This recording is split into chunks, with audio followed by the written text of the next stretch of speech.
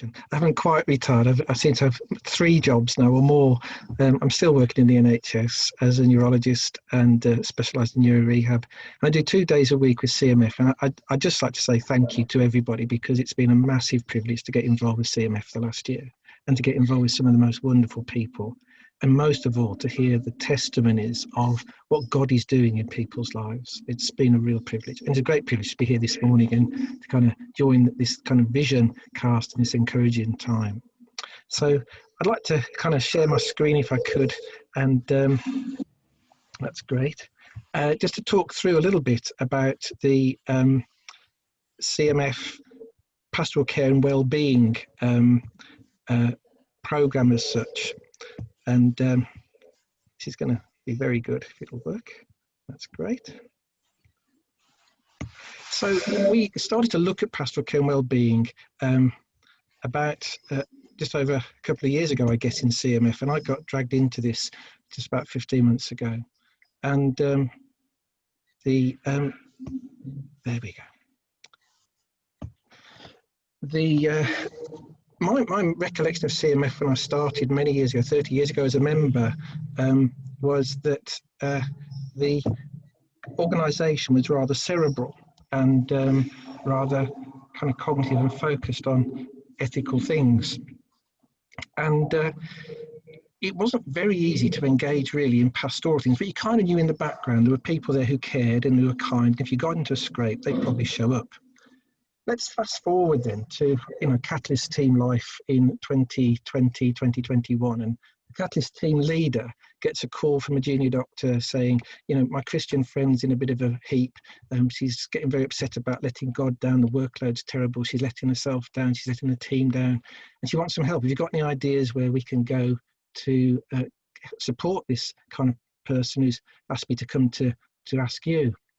And then weirdly, the same week, somebody else comes on the line who's a career grade member who's very discreet and explains that she wonders if CMF's got any advice for members who've got a few professional issues related to performance.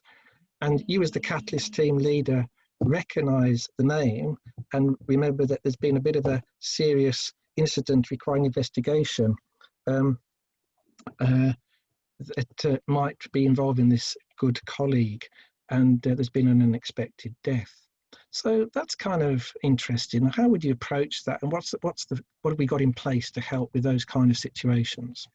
First of all, a bit of background. We did some survey work and we looked at the demographics of CMF, and this graph simply shows that under 55, the majority of our members are female.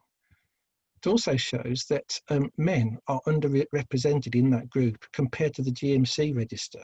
And that's notwithstanding nurses, of course, who are a growing group in the CMF membership. So that's of interest. Where are the men?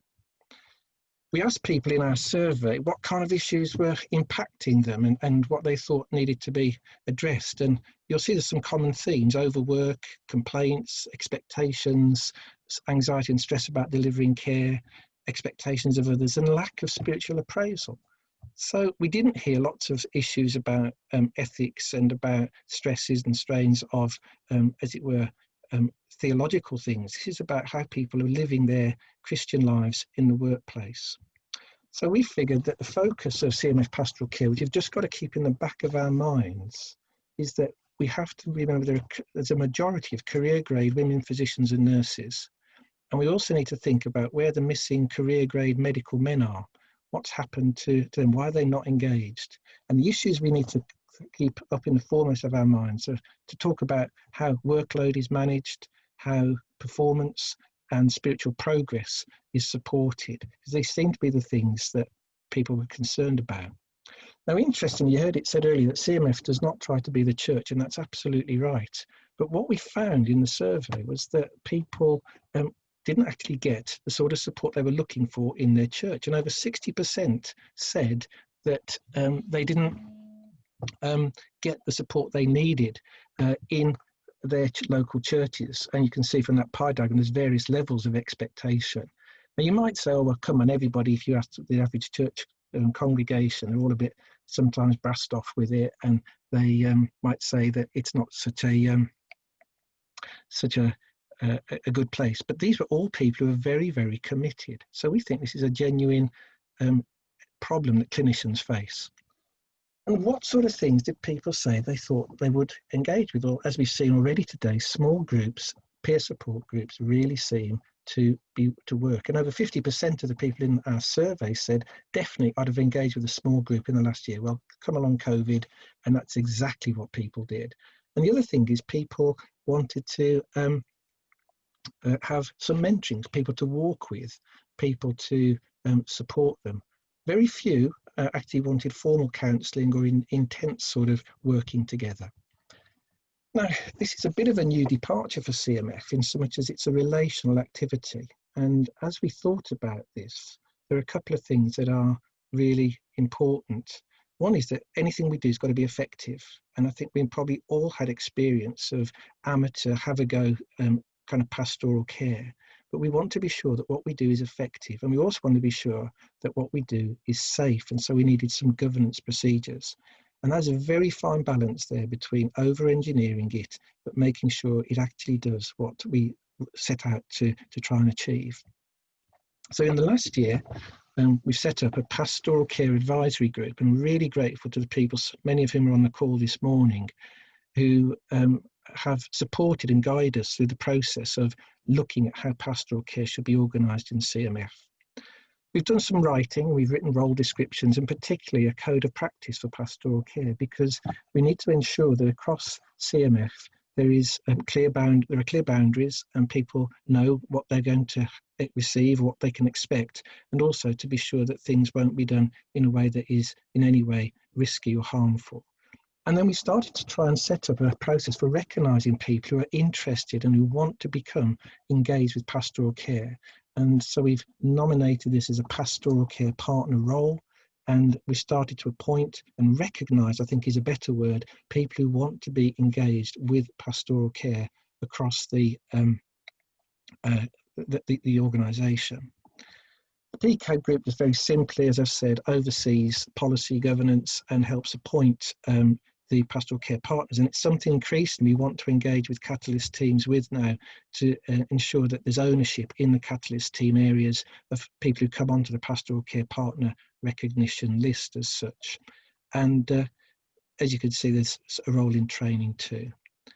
The pastoral care partner role is evolving, and we see it's occurring at two levels. And the first and really important level is a locality-based role, and that is to be available to Catalyst teams, not necessarily members or organisational members, but certainly to be available to the Catalyst teams, and to enable, for example, peer and professional support groups, and then also to act as, at a personal level, to interact or to have mentorship roles as well. And each of those kind of, as it were, particular things is being developed and will be part of the training, just to be sure people are clear what that involves.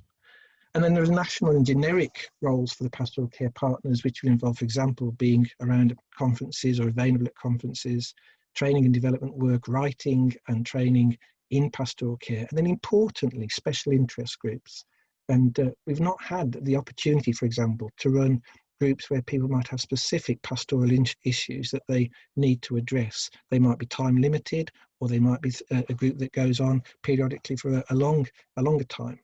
And then specialist personal support and mentoring. And if you go back to that example I gave of the senior colleague who's looking at some very difficult professional waters to navigate, knowing that there's somebody who could help in that kind of field would be very important.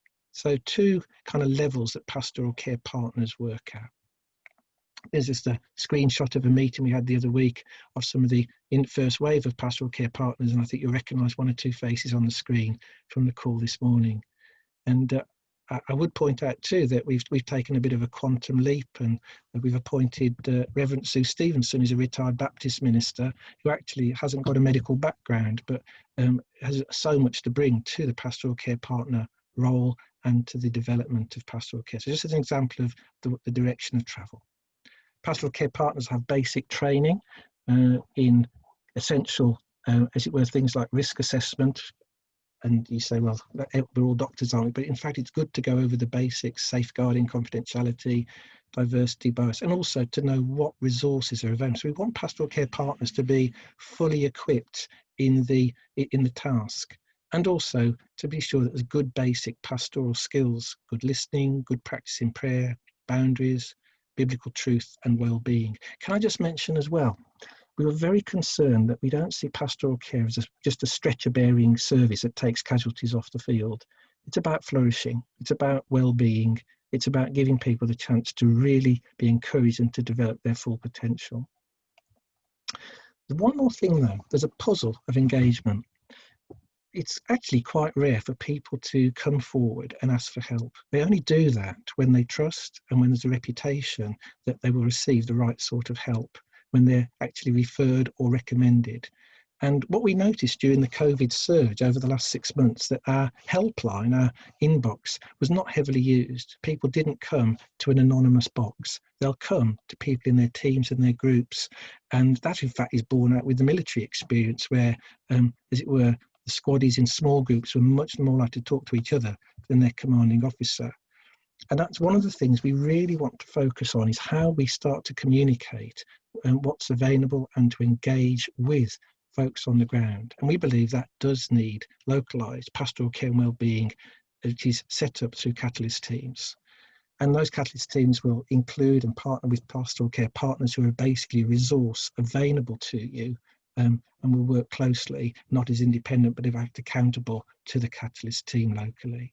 As I've mentioned already, the well-being focus, the idea that it's about flourishing, not just picking up, as it were, the pieces, is so important. And then, as I've said again, the idea of referral, reputation and trust, that this is going to take a while for the culture to, as it were, become aware that there is this resource and this commitment. And we'll be supplementing that with online resources and, as I said, national specialist networking. And one of the beauties of the pastoral care partner appointment process is we get to know everybody's stories. And that, for me, has been a fantastic experience to realise there are people who've been through very, very severe trials and tests in their professional and spiritual lives, come out the other side and actually know how God keeps them in those storms. And that's priceless, really. It's just such a privilege to have people like that who are around. So to finish, it's a heavy week.